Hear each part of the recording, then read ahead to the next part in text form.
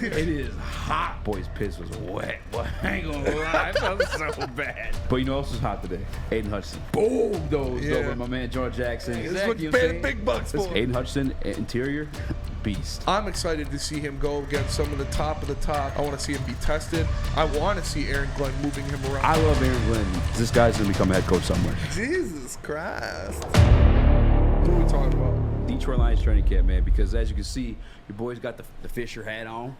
All right, and it's for a good reason, too. You don't know why. You look like Sergeant Price. I don't know who that is. But from Call of Duty. I'll be Sergeant Price. I'm going to tell you guys, I was at training camp. I bought this hat specifically for it. And it's hot out there, bro. It is hot out in training camp. Bro. But you know what else is hot today? Pause. Aidan Hutchinson. Hey, pause. But I heard that Big man. Pause. Heard that man was going crazy. He was just like Crispy going crazy. Whatever the hell he doing? Not switching the cameras. I don't know what he doing. Nonetheless, though, Aidan Hutchinson was going dummy today. I spoke this yesterday. People were talking about how he, was taking L's to Penei Sewell yesterday, and again, that was only in the one-on-one drills.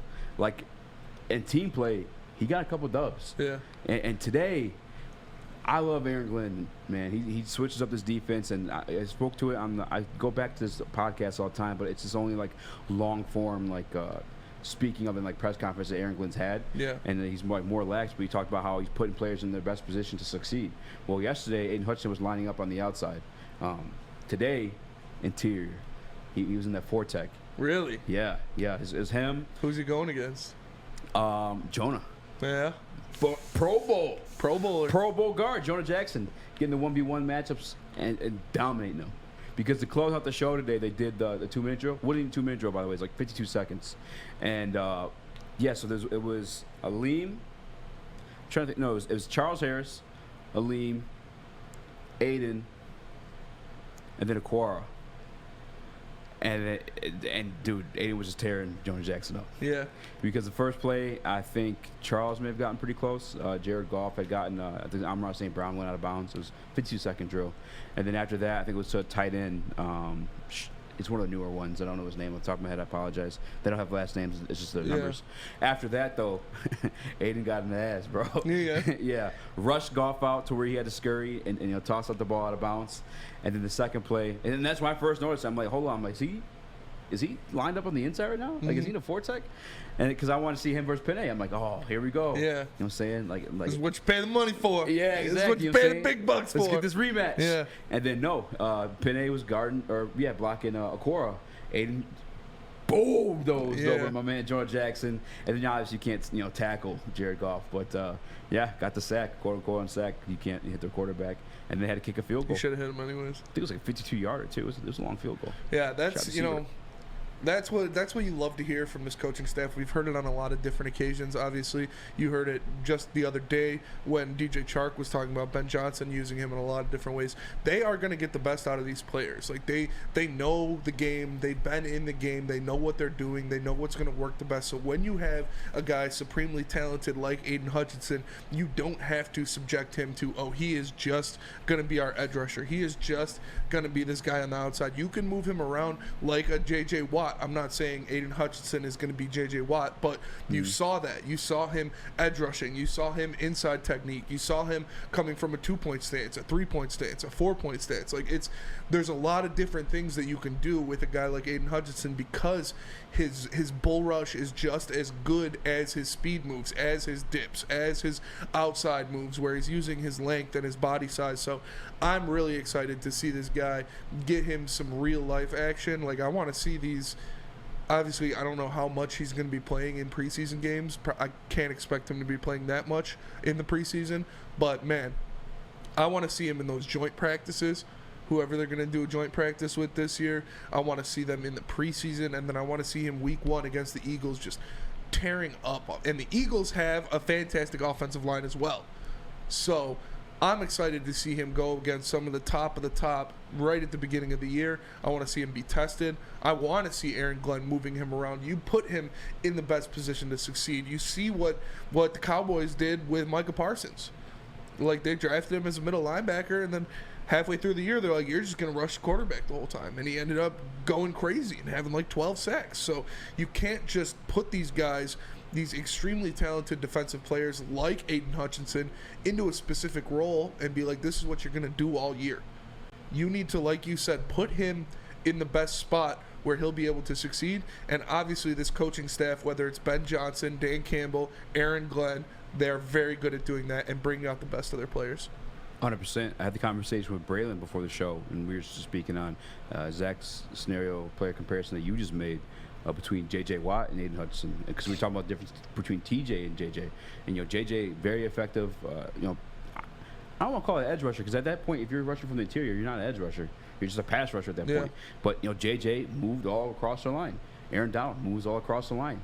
Like some guys, it's just but Aaron Glenn, his ability to recognize that, man, like it's beautiful, and I hope it's something he passes on to Aubrey Pleasant or whoever becomes a defensive coordinator after him, because this guy's going to become a head coach somewhere. You know what I'm saying? Because just a day's difference. You know what I'm saying? Like yesterday, he was outside. He was lined up on the outside. And I believe he's even on the opposite side of the line. I could be wrong because they're different field positions.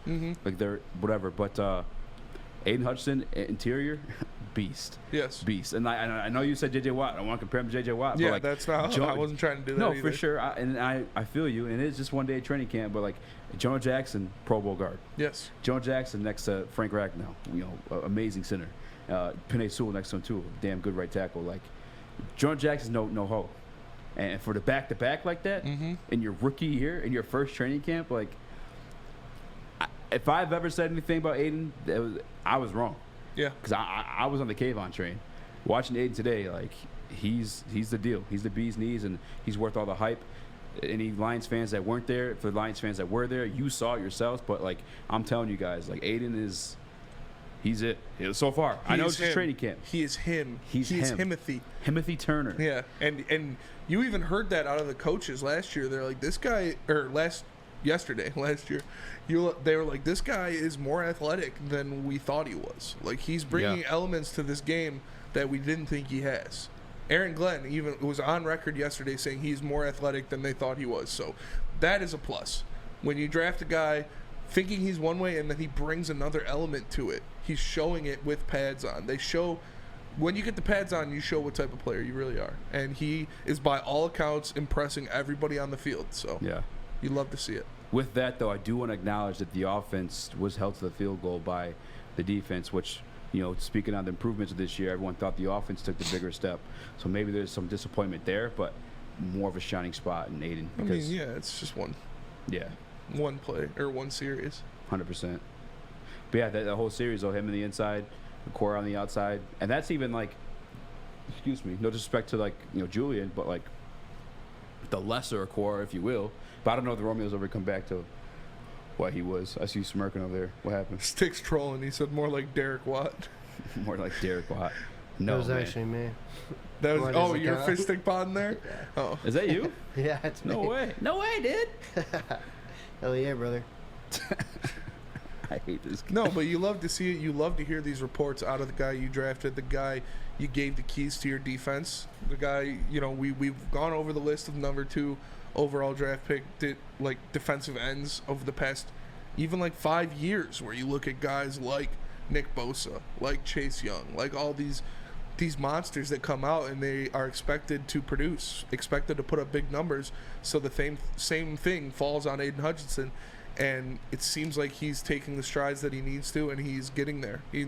We'll need to see it on the field, obviously. Of course, everybody can look good at practice, but it's great to hear these kind of things from the coaching staff, from fellow players. I love it. 100%. Shout out to the show in the chat. Easy, I saw you at Allen Park yesterday at the top row. What up, though? What up, though, show? I'm telling you guys, you see me out and about. I want a picture. I'm gonna post a picture. Maybe they don't want to take a picture with you. Maybe they don't. I will say, actually, I did see someone, and we didn't take a photo, but I gave her a hug. Boy's piss was wet. Well, I ain't gonna lie, I felt so bad, dude. I felt so bad. I was like, oh hey, and like, I knew they were wet, but I confirm it. And after she like dipped out, I was like, oh my, like, Shorty's got my armpit sweat wiped all over her. But shout out to everybody at training camp today, man. I had a blast. I'm telling you, man. I know we're like live on air, like snitching ourselves, but you should definitely play hooky one of these days. Yeah. I get you one of these boys. You be out there smooth. If Dr. D's there, you might hook you up, put you in the shade. Yeah. He was blessing everybody today. Dion, Honestly. Micro Mike. It's supposed to rain the next couple of days. Here I see Michael Jackson. I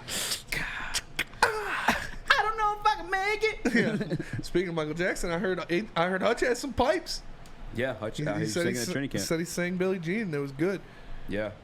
Mark Waltz in the chat. Mark Waltz in the chat. As we're about Barnes. Barnes looked good today too. Yeah. Couple first team reps. I think he stopped 2 plays in the backfield. We're getting in the. We'll get to the backers later. We got 'em- Yeah. We got them lined up. Yeah, we are punching the tickets on the the Malcolm Rodriguez hype train. Yeah, we are. Fight today too that I missed. Amon-Ra St. Brown versus Will Harris. They're fighting. I guess so. I missed it. I didn't see it. They were practicing a whole separate side of the field today. The other day they're like right in front of the fans. Today Yeah. they were like in front of the VIP media. Corey Woods. Yeah, I'm Corey Woods. I get to see everything.